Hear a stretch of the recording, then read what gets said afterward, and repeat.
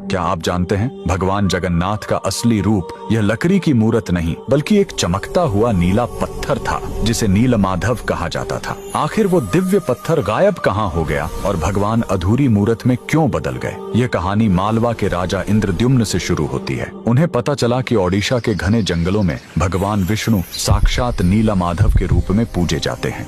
राजा ने अपने मंत्री विद्यापति को खोज पर भेजा। विद्यापति जंगलों में भटकते हुए आदिवासी सरदार विश्ववसु तक पहुंच गए, जो गुफा में गुप्त रूप से नीलमाधव की पूजा करते थे। विद्यापति ने सरदार की बेटी से शादी की और जिद करके गुफा देखने की बात मनवा ली। सरदार ने शर्त रखी कि वे उनकी आंखों पर पट्टी बांधकर ले जाएंगे, लेकिन विद्यापति ने चालाकी की। उन्होंने रास्ते में चुपके से सरसों के बीज गिरा दिए। कुछ दिनों बाद जब बारिश हुई तो सरसों के पौधे उग आए और विद्यापति को गुफा का रास्ता मिल गया। उसने तुरंत राजा को खबर दी। राजा इंद्रद्युम्न अपनी विशाल सेना लेकर घमंड के साथ भगवान को लेने पहुंचे, लेकिन उनके वहां पहुंचते ही नीलमाधव की मूर्ति हमेशा के लिए गायब हो गई। भगवान अपने भक्त विश्ववसु के साथ हुए धोखे और राजा के घमंड से नाराज थे। राजा ने रोकर माफी मांगी और अन्न जल त्याग दिया। तब आकाशवाणी हुई, मैं अब उस पत्थर के रूप में नहीं मिलूंगा, अब मैं समुद्र तट पर एक लकड़ी के लट्ठे के रूप में आऊंगा। कुछ समय बाद पुरी के समुद्र तट पर एक विशाल अद्भुत लकड़ी का लट्ठा तैरता हुआ आया।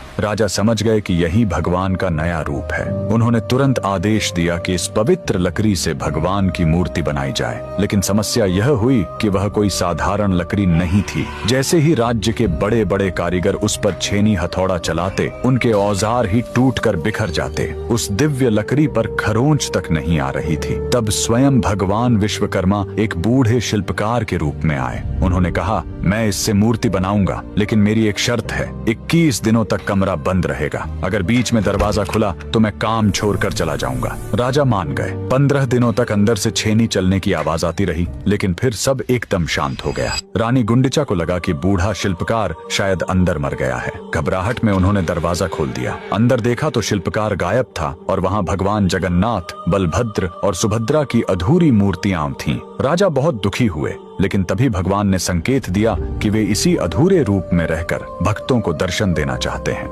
यही कारण है कि आज भी हम भगवान के उस अधूरे लेकिन सबसे प्यारे रूप की पूजा करते हैं। कमेंट्स में जय जगन्नाथ जरूर लिखें।